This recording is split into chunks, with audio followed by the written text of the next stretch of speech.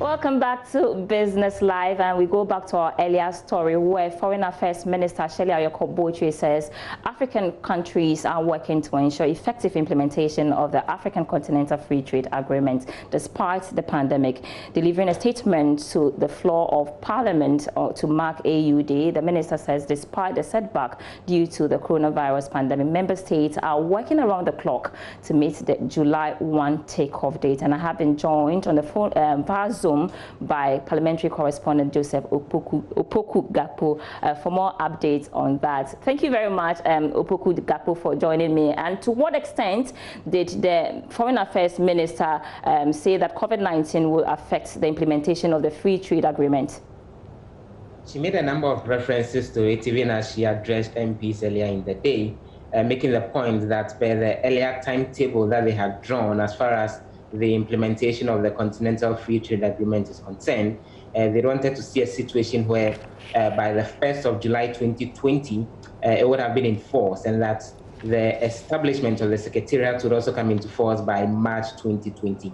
But she went on to say as a result of COVID-19, the processes have slowed down a bit, and it's to a certain extent hampering the entire processes. But in concluding her statement to Parliament, she said, and let me quote what she said directly, she said, I wish to state that COVID-19 is another major test of the resolve of the AU and its member states to advance the development of the continent. And she said, while dealing with the pandemic and saving lives, Africa cannot defer urgent action on the various plans and programs that will advance continental trade and development.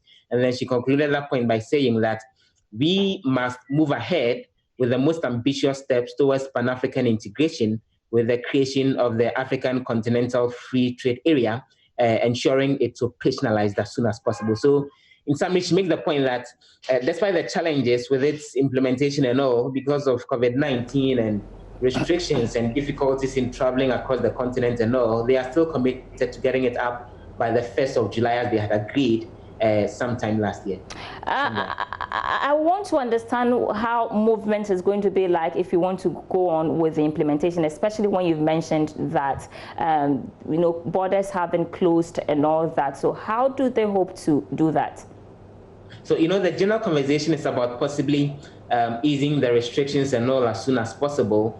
It was supposed to come into force by the 1st of July, but when it comes to things like setting up the Secretariat, getting all the agreements reached, signing out all the documents, harmonizing the various legislations in various countries. These are things that need to be done before the 1st of July. So just maybe the anticipation is that by the 1st of July, the necessary restrictions and movements and all would have been lifted. But the paperwork, which to a certain extent was being hampered because of COVID-19, are things that she indicates they would want to move ahead with, so that by the 1st of July, everyone will be ready for the full implementation of the agreement. Right, Gapo, I'm sure it's a fact now that the COVID-19 is wreaking a lot of havoc on economies across the globe. And so she also spoke about some debt relief for African governments. What exactly was she saying about that? That's a cause that the finance minister and other finance ministers across the sub-region, including South Africa, have been pursuing for quite a while now. And so in her statement, she makes the point, and again, let me quote what Aboagye-Wiafe said specifically. She said, Ghana supports the call for debt relief for African countries and a moratorium on the servicing of international loans, including private loans, as part of the measures to help the various African countries shore up their economies and to stay quite less vulnerable in the light of the COVID-19 pandemic. So she says that is something that Ghana supports very vigorously in terms of a moratorium on the payment of loans and also the freezing of various interest on loans. And all. According to her, when that is done, it will give various governments some space to help create even more jobs, even as the COVID-19 pandemic continues to be. I'm sure a lot of members on the floor have been reacting to this news. And what's the body language, and have they been able to quantify the impact of COVID-19 on businesses in their various constituencies, if I might say? MPs who contributed to the conversation expressed concern that COVID-19 is negatively impacting their various activities.